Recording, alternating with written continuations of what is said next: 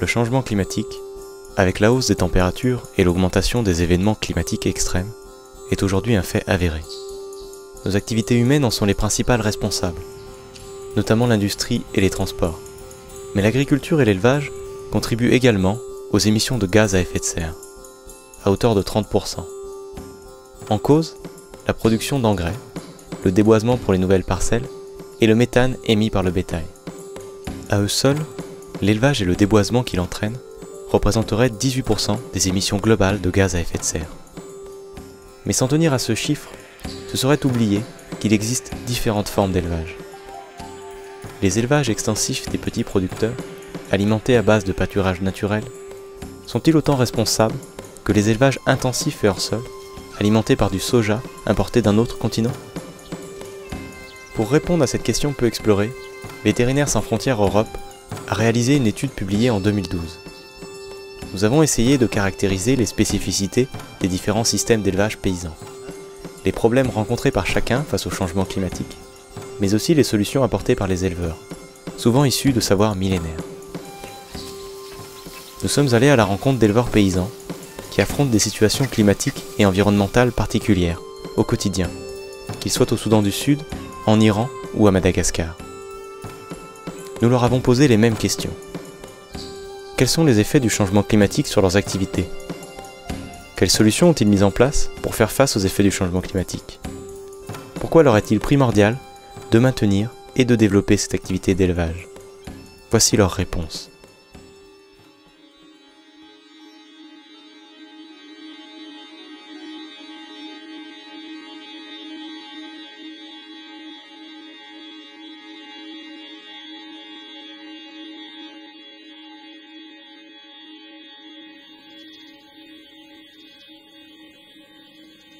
ملت و دولت به پا خیزین عشایر رفت ز دست کس نکرد فکری به حالش این ذخایر رفت ز دست خشکسالی های پی در پی چو خارش کرده است در به در و دور از اهل و تبارش کرده است اون موقع ها زمستوناش خوب سرد بود و بارندگی زیاد بود، برف‌های خیلی سنگین می‌نشست به زمین. حتی من یادمه که همینجا ما مدرسه می‌رفتیم در یک سال 40 تا برف آمد.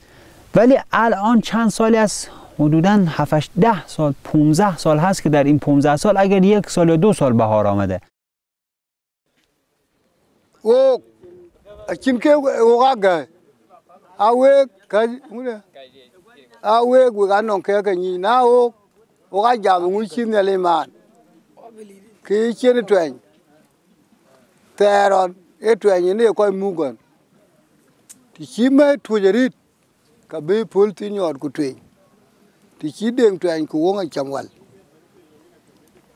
ke wal ke ga che ga ra gwi wo ko pi kwa kal a che be lai twen qua cái gái coi cái phur dù ta cả dù bà cá đi chứ loài tren em vừa lấy lo và đum đồng đun ya phur achie ra bà phur pat de refa nu varak zay zany le toetrandro de ohatrany betsaka zany le retina tonga amle ny fiona zany atao ohatra hoe akoho zany raha amin'ny akoho zany izy de manjoretra de fa tsy afaka mandray sakafo zany izy raha fa manomboka manjoretra iny de fa izy zany de fa ndray andro na ndroa andro zany izy manjoretra de fa maty mihitsy hiara amin'ny fahafatesany de tsy azonay atao ninina mihitsy hoe tsisy mihitsy zany zavatra hoe iarovana iananjy zany na hoe hitsaboana iananjy fa de maty ho azy eo rehefa tokana zany ny vo de tsy maintsy tapitra daholo izy rehetrarehetra sy ny orona tanao a tamin'ny andro natongavako taty voalohany tamin'ny 10 na 9 volana août tsy maintsy misy orana am'izao fotoana zao fa tsisy toza zao zao mbola mangatsika hoana ny andro tena fa dangereux septembre zany na octobre zany tsy maintsy misy orana tena mahavoto tany mihitsy zao zany tsy miaina amban'ilay sakafo biby ny ahatra efa tokony ho maitso a zao izy mbola maina. 600 millions de personnes dans le monde dépendent de l'élevage pour leur survie. On ne peut pas aborder les relations entre changement climatique et élevage sans mesurer son importance pour les peuples. Afin de mieux comprendre les liens qui unissent les éleveurs à leurs animaux, nous sommes allés à la rencontre des pasteurs Dinka, au Soudan du Sud.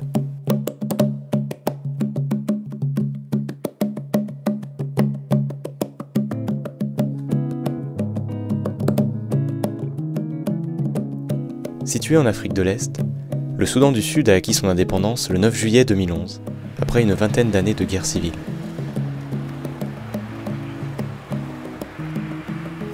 Ce nouveau pays doit faire face à de nombreux défis pour assurer son avenir. L'agriculture et l'élevage, atouts importants, devraient pouvoir assurer la sécurité alimentaire de ses 10 millions d'habitants.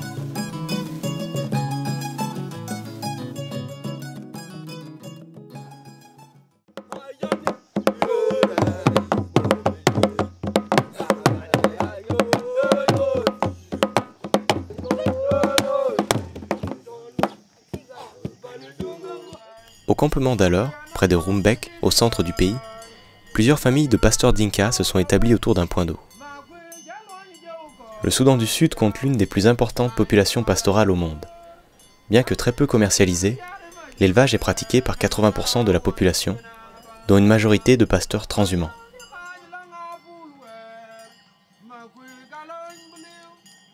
Bien avant l'introduction de l'agriculture, l'élevage a permis aux communautés humaines de stabiliser leurs réserves de nourriture en observant, puis en apprenant à mieux gérer le comportement saisonnier des troupeaux. La vie des pasteurs dépend du climat qui rythme leur transhumance.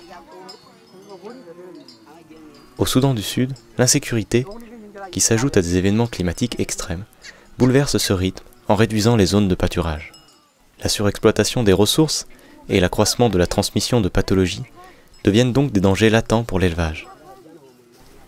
Si certaines familles ont opté pour la sédentarisation afin de diversifier leurs moyens de subsistance, la majorité des éleveurs Dinka continuent à parcourir le pays pour nourrir le troupeau.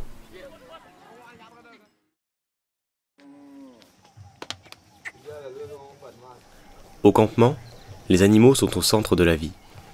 Dès le réveil, les Dinka prennent soin de leurs bêtes. Avant de partir pour les pâturages, ils se rassemblent pour danser.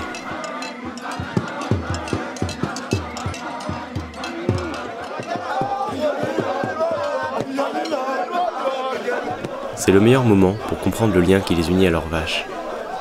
Les animaux sont choyés et mis à l'honneur. Plus un homme aura de belles vaches, plus il pourra épouser de femmes et avoir d'enfants.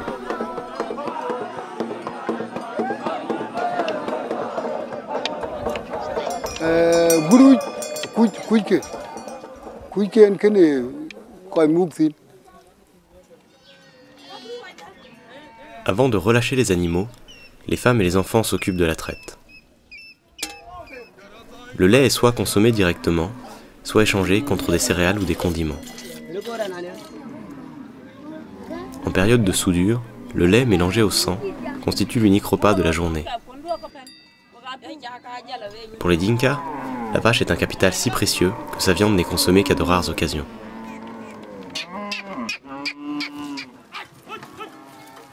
La mobilité du troupeau permet de s'adapter aux variations saisonnières. De plus, la transhumance valorise des terres éloignées et peu fertiles.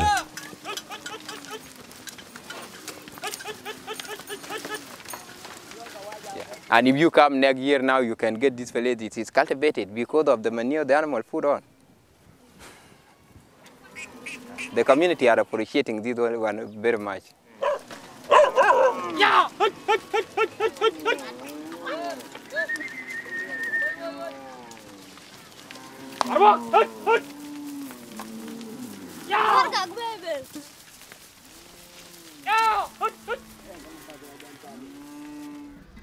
Quand les troupeaux sont au pâturage et que le camp est vide, les enfants récoltent les déjections animales.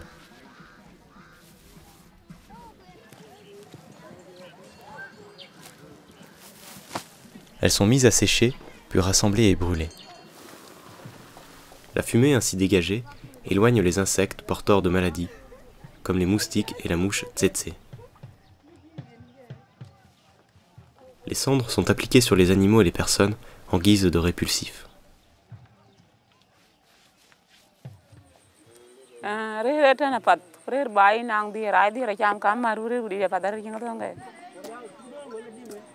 Les savoirs traditionnels des éleveurs s'étendent dans de nombreux domaines, dont celui des plantes médicinales et des pratiques ethno-vétérinaires. Ces savoirs sont aujourd'hui complétés par la médecine vétérinaire, qui peut sauver des vies animales mais aussi humaines. Parce qu'ils sont en perpétuel mouvement, les pasteurs Dinka ont difficilement accès aux soins pour leurs animaux. C'est pourquoi un réseau d'auxiliaires vétérinaires a été mis en place. Il s'agit du Community Animal Health Workers. La surveillance assurée par ces auxiliaires vétérinaires a permis l'éradication de la peste bovine en 2011. Le réseau compte aujourd'hui plusieurs centaines d'auxiliaires vétérinaires répartis sur le territoire du Soudan du Sud.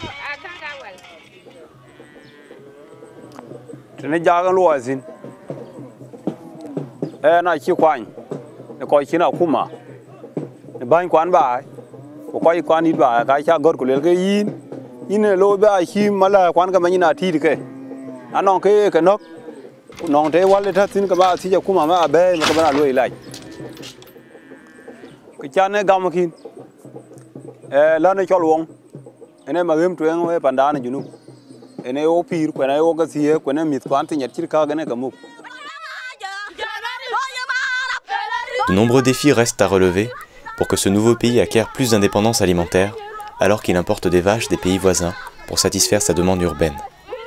Dans ce contexte, et pour faciliter l'adaptation des populations vulnérables, les savoirs et l'expérience des paysans Dinka constituent un atout à valoriser.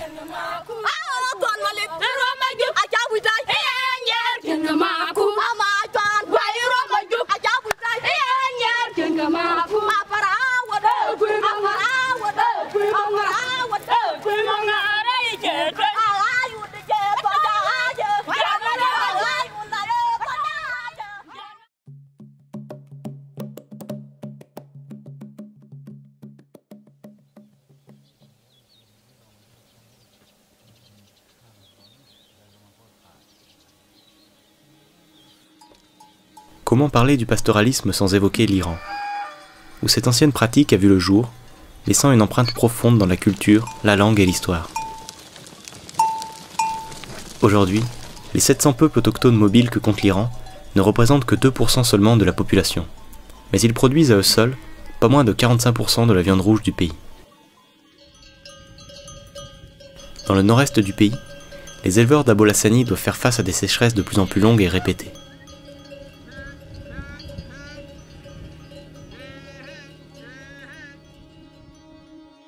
هر نفر که شما حساب کنید 500 تا دام داشته با توجه به این خشکسالی‌های حادی که آمده بیش از 100 تای دیگه نداره.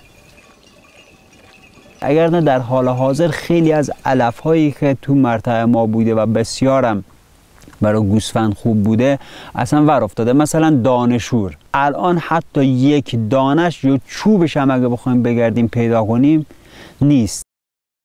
Désormais, les stratégies d'adaptation habituellement associées à la mobilité ne suffisent plus à faire face aux effets du changement climatique, d'autant qu'ils touchent des communautés déjà fragilisées par le manque de soutien des autorités centrales. ما از پارسال زمستان پاییز که سرجو کردیم همینطور داریم میدیم. فقط شاید یک ماه بهار سر مقدار علف و اینا بود دیگه بعداً هم همینطور دارن اینجا. Cette année, on a eu un problème terrible, c'est que les chameaux ont laissé leurs bébés chameaux dans le désert et sont partis parce qu'il n'y avait plus à boire et à manger et ils n'avaient plus de lait pour les allaiter. Donc les producteurs ont été obligés de prendre les petits chameaux et les allaiter eux-mêmes au biberon ou n'importe quoi au début et s'en occuper parce que les mères étaient parties.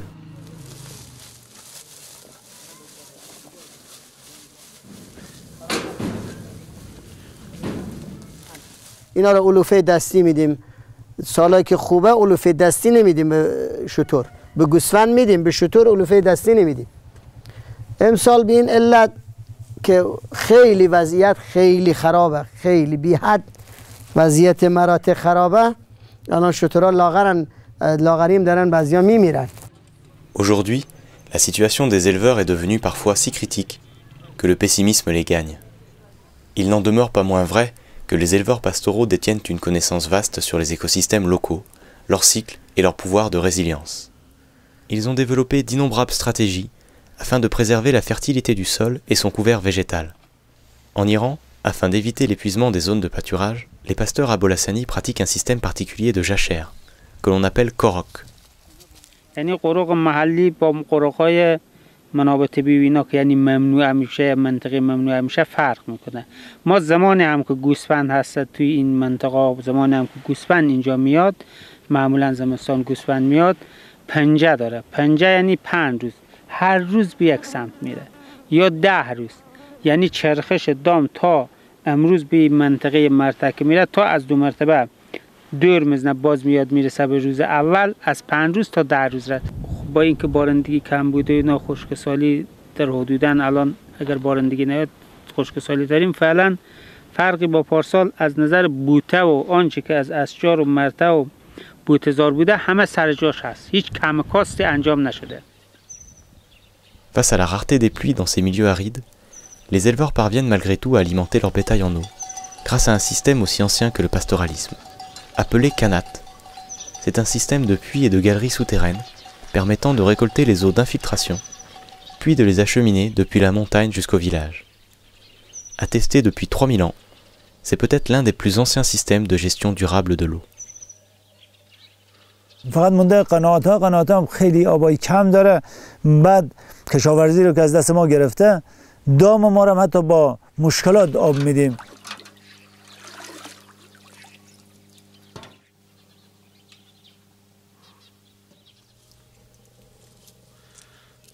ما علاوه بر دامپروری و دامداری که اینا کشاورزی هم داریم. کشاورزیمون هم شلغم کاری، پنبه کاری، کنجیت کاری، اینجور کارا هستش. اینا آبش هم آب چشمه، آب مثلا چاه و این چیزا نیست، فقط چشمه قنات دیگه. دیگه با اثر بی بارونی و بی برفی اینا همه خوش شده دیگه.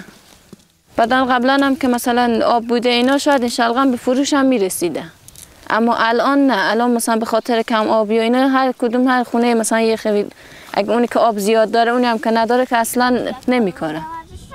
یه شبانه روز آب داره اونو مثلا میگه چه کلا جو بکارم واسه دامم، به درد دامم بخوره. نه ما نمیتونیم. اگر میتونستیم علوف کاری میداشتیم ممکن بود، وگرنه هیچ راه نجات دیگری نداریم. ما نمیتونیم هیچ ابتکاری نمیتونیم داشته باشیم، چون دام داریم. شرفه و شغلمون از اجدادن عشایر کوچنده بودیم و دام داریم. چندین 300 سال قبل دامدار بودیم تا الان که هستیم. اجداد ما دامدار بوده. همین حرفه ما همین شغل دامداریه. این شغل دامداری شغل پاک با برکتیه، در صورتی که مرتم سبز باشه، با سال به قول ما بهار سال باشه. Durant les dernières décennies, lorsque la dégradation de l'environnement et la disparition de la biodiversité étaient des sujets très débattus, les peuples nomades ont été reconnus comme les meilleurs garants de l'usage durable des terres. Aujourd'hui, il est encore temps de découvrir que leurs savoirs traditionnels ont un fort potentiel en termes de stratégie d'adaptation au changement climatique, et de faire reconnaître cet héritage commun à tous les niveaux, par le soutien des programmes gouvernementaux et des organismes internationaux. Car la résilience des peuples pastoraux, même dans ces écosystèmes extrêmes, est énorme, mais pas infinie.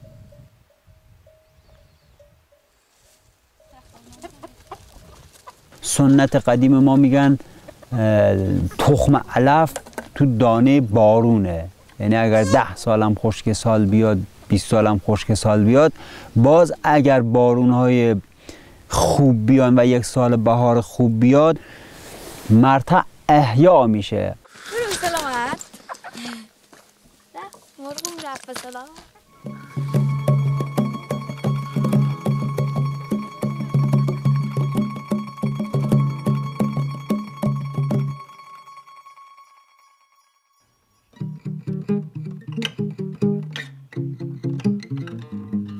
À Madagascar, un quart de la population dépend de l'élevage.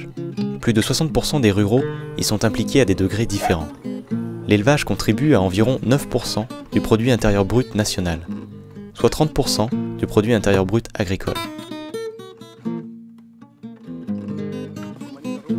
L'élevage est majoritairement associé à l'agriculture, notamment à la culture du riz, principale composante de l'alimentation des Malgaches. De par sa situation insulaire, Madagascar fait partie des pays les plus vulnérables et les plus à risque face au changement climatique. La montée du niveau des mers et des océans, de même que l'augmentation de la fréquence et de la violence des cyclones, auront de lourdes conséquences sur l'économie du pays et notamment sur l'agriculture et sur l'élevage. La région du lac Alaoch, au nord de la capitale, est le grenier à riz du pays. Ici, les paysans ont toujours associé l'élevage à la riziculture. Cette association élevage-agriculture a de nombreux avantages pour la fertilisation des sols et les travaux des champs. Étant donné l'évolution du climat et, de ce fait, les rendements aléatoires des rizières, les paysans ont commencé à développer davantage l'activité d'élevage, notamment à travers la diversification des activités. Monsieur Ramar Rojaona et sa famille en sont un exemple remarquable. Ils ont installé des poissons dans les rizières inondées, en complément des quelques porcs, volailles, cochons d'Inde et abeilles qu'ils élèvent.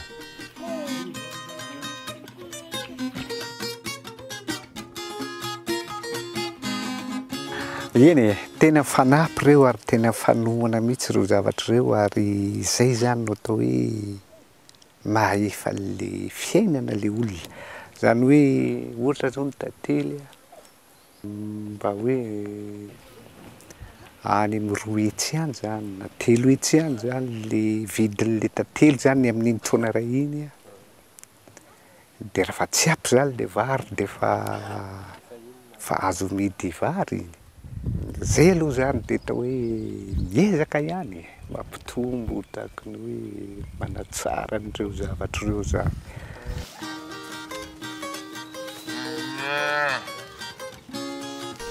Face aux maladies émergentes favorisées par le changement des températures, les associations communautaires de santé animale, dites AXA, sont un système de réponse rapide et efficace.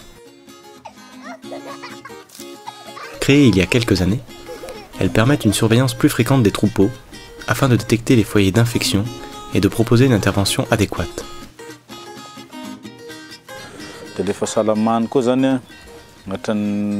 Tsapako aloha zany atran'ny sako tamin'ny 2005 zay ohatran'ny efa mba hita mihatsaratsara zany le ombin'olona satria taloha koa moa vétérinaire taty lavitra be viesanay zao any amora ranchrome mahalana zany vao mandalo ndray ary ngamba dia raha tsisy miantso dia mivaksiny omby isa-taona foana vao mandalo fa ohatran'izay ny sako zay aloha zany ny olona ohatran'ny efa mba maharaka hoe tokony atao traitement foana no omby atao déparasitage isaky ny 3 mois dia mba fana le tahiry ary zany mba fa hitanao efa mba tsara fa miova le tahirin'ny olona dia ny tapa-fatesana koa zany tsikiatro tsy dia misy loatra satria talona zany raha miantso vétérinaire hoe marary ny omby dia mety hoe rapitro izy vao tonga eo na ohatra zany dia misy fatarana zany le fitsaboana dia betsaka le omby maty fa tato ato zany dia zay tena hoe tsy azo tsaboana intsony anga sisany hita hoe maty fa ohatrany mba. Les AXA apportent également conseils et accompagnement dans la conduite des troupeaux, tels que la mise en place de toits sur les enclos. Ces enclos couverts permettent de surveiller le comportement des animaux et de diminuer les impacts de la pluie ou du soleil sur leur rendement. Au lac Alaoch, les éleveurs privilégient les races de bovins locales ou métisses, car elles sont moins sensibles aux variations du climat et plus résistantes aux maladies, étant donné que leur évolution génétique s'est faite dans un milieu changeant. Ces races sont aussi, par leur conformation, plus performantes pour les travaux des champs. À l'échelle mondiale, les éleveurs paysans perpétuent ainsi près de 8000 races locales. C'est un patrimoine indispensable pour l'adaptation au changement climatique. Le olona zany amin'ny ankapobeny saika le rasy no gasy zany no tena hita tahirizin'ny olona dia nefa fahitako anazy zany ny olona mieritreritra ihany hoe tiana tsaratsara le taranaka ombiny le karazan'omby zany dia misy makamaka mamitaditady lana omby zafizafindrona na izy zany tsy tena hoe rana pure fa ohatrany hoe karakarazana ohatrany efa ohatratra zany daolina zany zao ny eritreritry ny olona ohatrany hoe mitaditady karazana rasina omby afangaro. Au lac Alaoch, l'une des principales conséquences des aléas climatiques est le manque de nourriture pour les bovins. Quand toutes les rizières ont été moissonnées, il ne reste plus que les digues ou une partie des collines où les bœufs peuvent pâturer et cela n'est plus suffisant.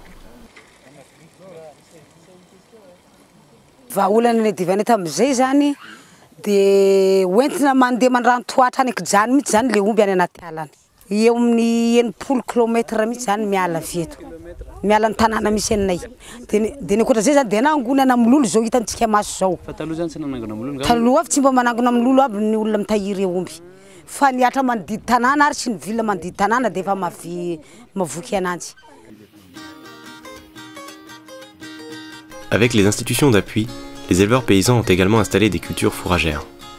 Celles-ci permettent une couverture continue du sol, ce qui a pour bénéfice de maintenir l'humidité du sol et de l'alimenter en azote, et de cette façon d'améliorer sa fertilité. De plus, la couverture constante du sol permet de mieux stocker le carbone. Ces cultures fourragères permettent aux éleveurs d'étaler sur toute l'année la fourniture alimentaire du bétail.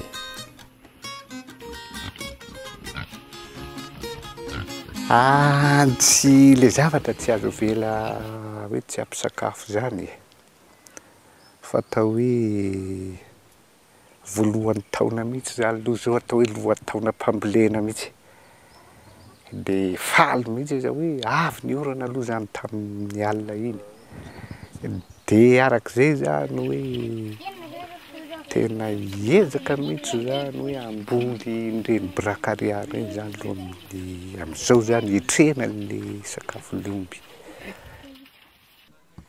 Na tsara tare azy ianao ka tsy ao aminao ny fanahy akoso-bolamena maniratra jerena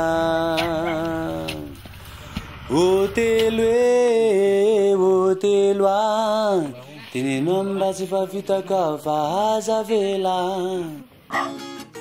Au lac à Loach, les éleveurs ont adopté des mesures et des pratiques efficaces pour sécuriser leur élevage face au changement climatique.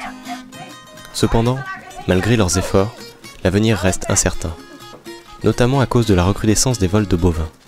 À Madagascar comme au Soudan du Sud ou ailleurs, l'insécurité est un problème récurrent pour les éleveurs paysans, qui s'ajoute à tant d'autres. Face à ces contraintes qui perdurent, les pratiques d'adaptation développées par les éleveurs paysans seront-elles suffisantes pour faire face à la soudaineté et à l'intensité du changement climatique? Selon les propos du GIEC, le groupe d'experts intergouvernemental sur l'évolution du climat, les possibilités d'adaptation sont multiples. Mais il est impératif d'intensifier l'action engagée si l'on veut réduire la vulnérabilité à l'égard des changements climatiques.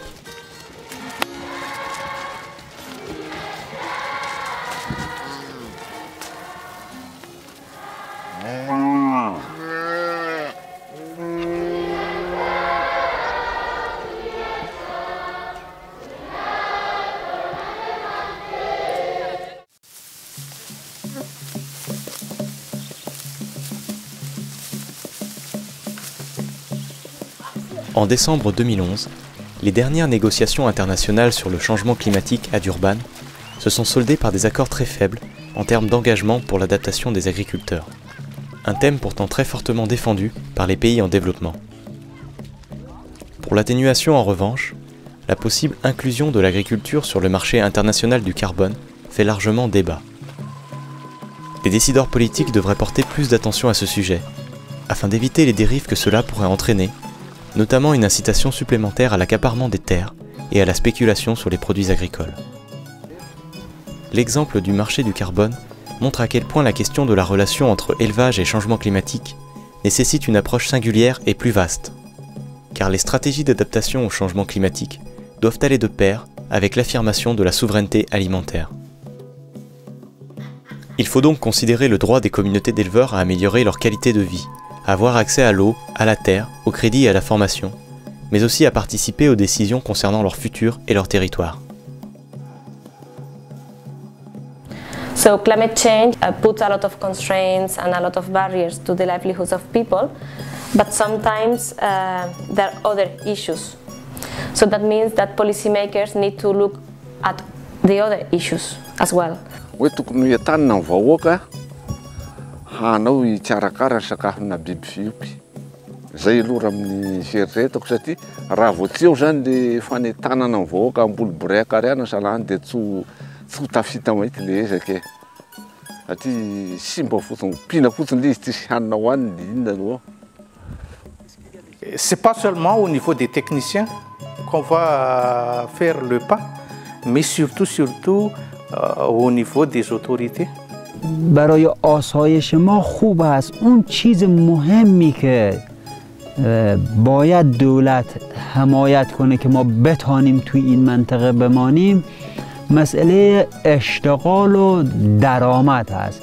اگر دولت به فکر این مردم باشه که یه تحصیلاتی بده، مثلا علوفه‌ای در اختیار مردم بگذاره که الان خبری از این حرفام نیست و ندیدیم در این زودیا، خبری نیست. چند ساله که ما الان از این نه علوفه است دولت تنسته، همش با علوفه گران با این مشکلات. Also if the government can encourage the dairy, then can have a dairy, very big one, so that they can just supply the milk for the others vulnerable people. And also you can, the cattle keepers also or pastoralists, if they can form their associations, so that they can be easy to make them themselves.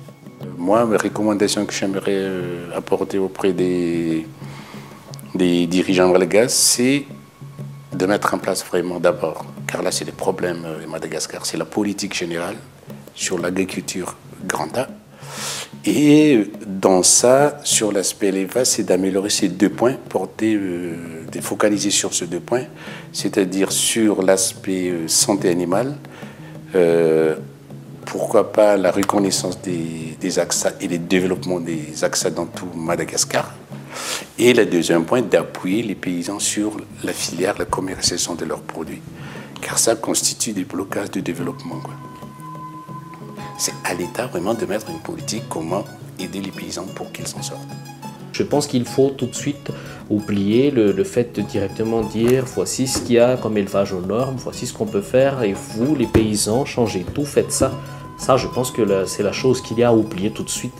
La première chose à faire, je pense, c'est de comprendre pourquoi les gens font ce qu'ils font, quelles sont les difficultés, quels sont les contextes et d'essayer de proposer une alternative, une amélioration qui coïncident un peu ou qui peuvent les convaincre par rapport à leur réalité. هم برنامه‌ریزی، هم اجرا و هم نظارت، یعنی اینا مستقیم درگیر بشن با کارهایی که دارن و بر اساس دانش بومی و تجربه‌ای که از منطقه‌شون دارن و از محیطشون دارن و از اقلیمشون دارن، این برنامه‌ریزی‌ها صورت بگیره و فعالیت اجرا بشه توی منطقه. The cattle keepers here have lived with these animals for years immemorial. What we see, they never stop learning from their cows because they're always close to their cows. They're always trying out different ways of how to get as much from their cows and not to destroy it altogether, but to keep it going, to make it sustainable. Mon expérience de presque 37 ans d'avoir travaillé avec les communautés de base et les peuples autochtones sont en train de jour en jour devenir encore plus fortes pour recommander, disons, aux décideurs et au gouvernement d'arrêter de décider pour eux sans eux.